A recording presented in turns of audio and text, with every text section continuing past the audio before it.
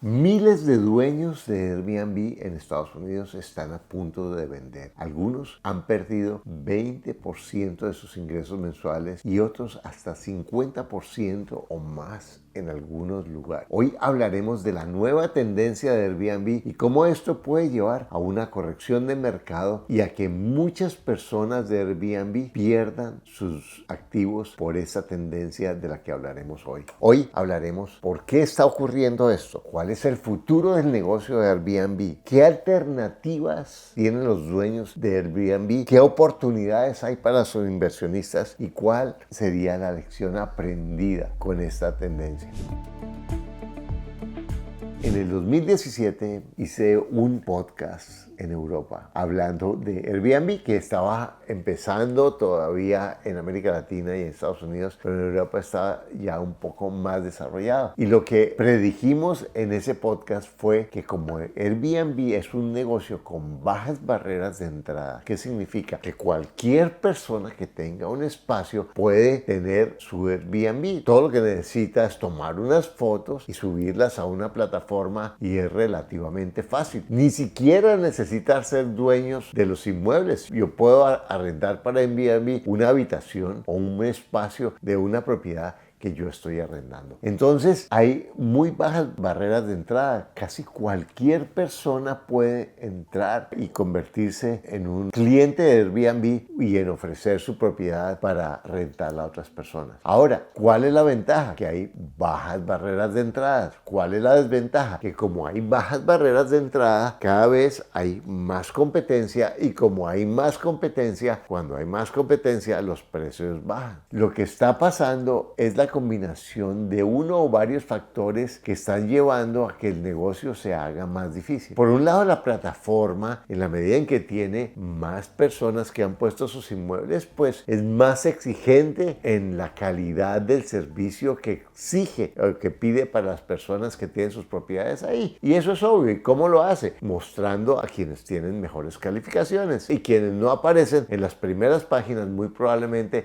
no van a tener personas que renten las propiedades, o sea que probablemente van a tener problemas. Esa es una de las características. Otra característica es que como hay más oferta, pues la plataforma, de acuerdo a varios factores sobre el algoritmo de la plataforma, como el flujo de visitantes a ese lugar, el pedido que tenga esa propiedad o ese lugar, va determinando o va sugiriendo precios, y en la medida en que haya más oferta de lugares similares, los precios se van bajando. Pero además lo que ha ocurrido, sobre todo en los centros de algunas ciudades, es que la oferta de Airbnb ha sacado de los centros urbanos a los residentes permanentes, porque obviamente la renta a corto plazo es mucho mejor negocio para el propietario de un inmueble de estos. Algunas ciudades están poniendo grandes restricciones, especialmente en Europa, al número de semanas que se puede alquilar para Airbnb. Y hay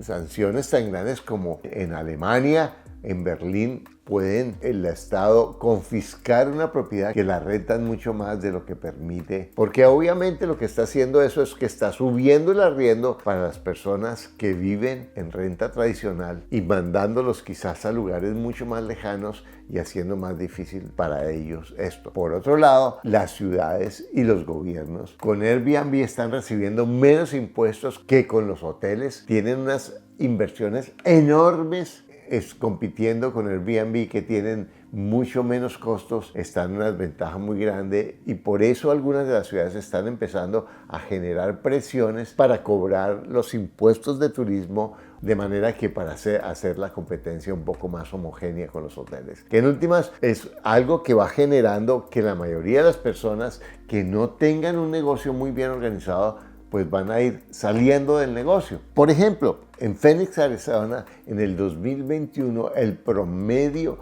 de ingreso mensual de un prestatario de servicio de Airbnb era de $7,800 a $8,000. En este momento es de aproximadamente $1,700. Imagínate que es casi un 60% lo que se ha bajado, lo que significa que están recibiendo aproximadamente el 20% de lo que recibían anteriormente. Pero ¿qué es lo que ocurre? Que si alguien compró para Airbnb y está pagando una hipoteca, así le interese abajo si lo tomó hace un año, está pagando el mantenimiento, la limpieza, los servicios, los impuestos y fuera de eso la comisión de Airbnb, el negocio no va a dar, porque en última los ingresos van a ser muchísimo menores que los gastos en algunas o muchas de las propiedades. Esto se hace todavía más grave para las personas que no están administrando, sino que además tienen co-hosts o personas que están ayudándoles a administrar porque tienen costos adicionales, que en últimas para muchos va a significar pérdida. Y si a eso le sumamos que se ha bajado la ocupación, se han bajado los precios y los costos de hipoteca o de servicios siguen manteniéndose, pues obviamente muchas de las personas que tienen sus propiedades en Airbnb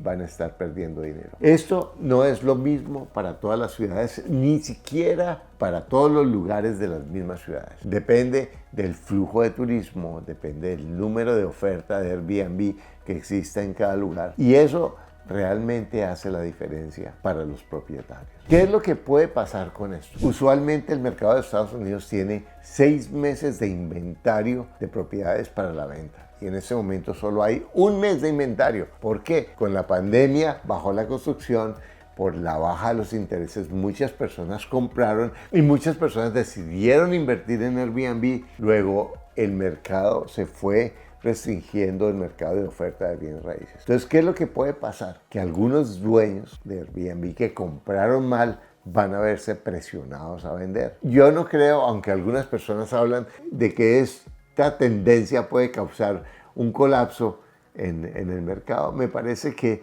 todavía la oferta es mucho más pequeña que la demanda y muy probablemente las personas, aunque vendan sus propiedades, van a poder vender la mayoría por encima de lo que compraron y va a haber compradores porque no hay suficiente oferta ahora en el mercado. Es una buena noticia en este momento, pero la tendencia sí puede llegar a que llegue el momento en que haya más oferta de propiedades de lo que hay compradores y eso pueda llegar a afectar el precio. Ahora, otra de las cosas que también está afectando el precio de las propiedades en Estados Unidos es que el año pasado, el 2022, cuando los intereses estuvieron tan bajos, pues obviamente muchas personas compraron y como compraron había fila de personas para comprar propiedades. Luego eso generó una especulación en algunas ciudades en la que subieron el precio 10, 20, 25%.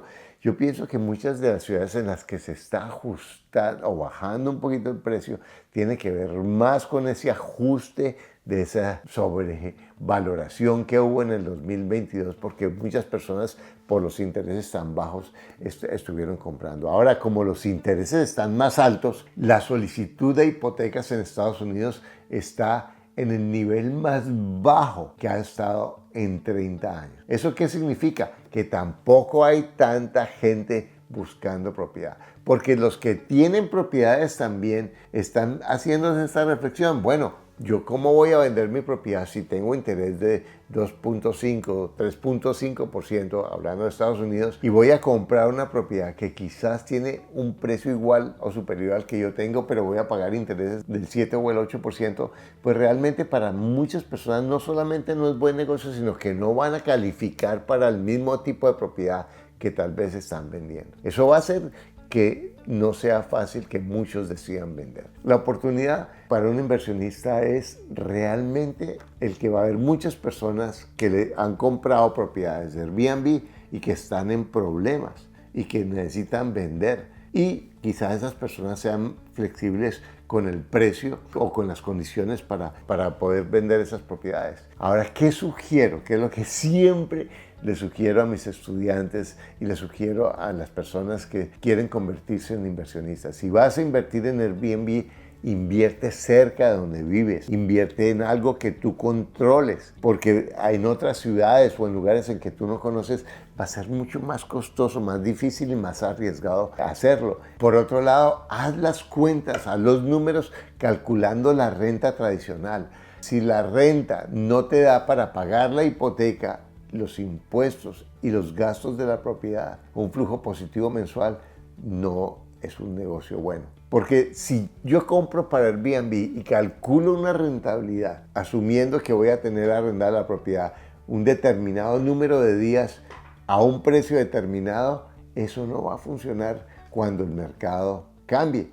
Mientras que si yo tengo renta tradicional, yo calculo mis gastos en la forma más conservadora. Ahora, ¿qué podría hacer un dueño de Airbnb para no perder su propiedad? Mirar la renta tradicional si le alcanza, mirar si puede arrendar por habitaciones a mediano o largo plazo, que es más rentable, pero teniendo en cuenta los costos, mirar si puede remodelar la propiedad para poder lograr más renta. Eso es lo que se puede hacer si yo he comprado una propiedad que no está funcionando como Airbnb. O vender, si es que realmente los números no me están dando y no tengo ninguna posibilidad de cambiar los números y estoy perdiendo mensualmente una suma significativa, quizás las personas podrían considerar en vender. De todas maneras, la tendencia de Airbnb seguirá acentuándose en la medida en que el negocio se hará más exigente. De todas maneras habrá más oferta en el que las ciudades y los estados serán más exigentes, pero esto también muestra que existe oportunidad para las personas que hacen bien el negocio con una sola habitación. Así quien esté ofreciendo Airbnb no sea el propietario,